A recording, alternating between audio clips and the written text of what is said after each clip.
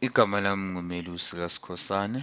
Namhlanje futhi kuma-fractions wethu sizofunda kuloku abakubiza phecelezi converting mixed numbers to improper fraction. Kusho ukuthi siguqulela inombolo ehlangahlangene siyenze ibe lento abayibiza improper fraction noma i-fraction engalingani. Phambi kwethu bathi bhala u5 1/4 abe improper fraction noma abe fraction engalingani. Ukhumbuleke ukuthi yini improper fraction kahle kahle. Improper fraction ngizothi ngikuchazele kahle yilapho khona i-numerator noma inombolo engaphezulu ku-fraction inkulu noma ilingana nenombolo engaphansi eyi-denominator. Lokho kubizwa nge-improper fraction. Kusho ukuthi i-numerator yethu inkulu noma ilingana nenombolo eyi-denominator engaphansi.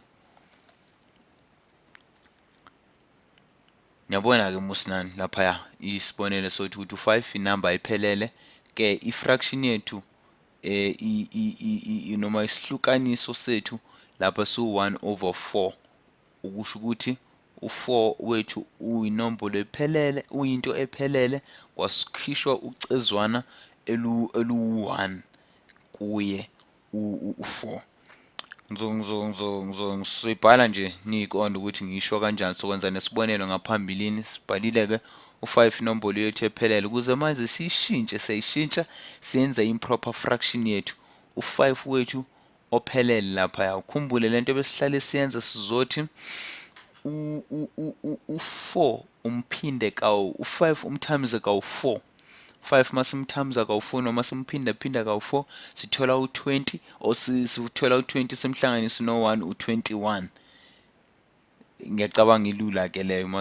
Mawuthe nje 5 umphinda kawu4 uzothola u20 umhlanganise no1 uzothola u21. 21 wethu ke uba yi-numerator yethu iphelela lapho ke improper fraction yethu esesitholile entsha. Yiyo ke improper fraction yethu esesinayo manje. Mase siguqulele i-mixed number sayenza improper fraction u21/4. Ngizofuna nje sidwebe isibonelo mhlambe esizosebenzisa ukuze siqonde kahle. Ngizofuna sikhulume ngey'tina zokwakha. Ngizodweba isitina laphayana ithi ngizama ukuyiphinda le tina zami. Isitina ke lesi esiphelele asihletshulwanga asiqhetshulwanga ndawo.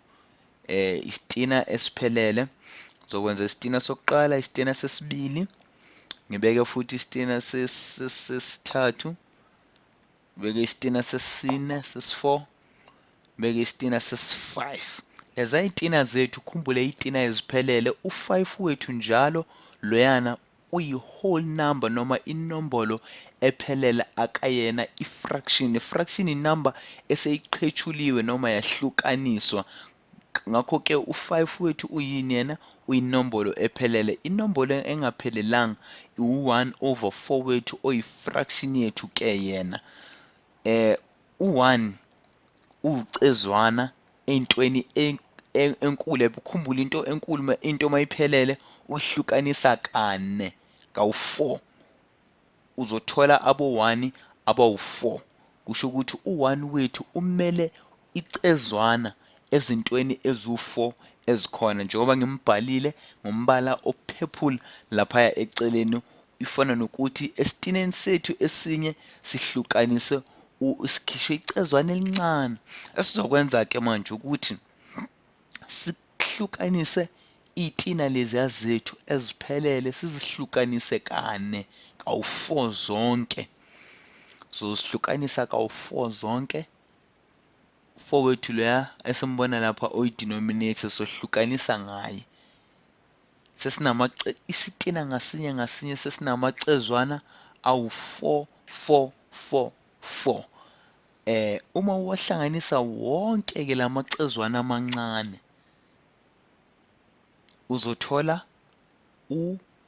u20, uzothola u20 over 4 ophelele, oyinto efana nento i-whole or noma into yethu esisebenzela phezu kwayo.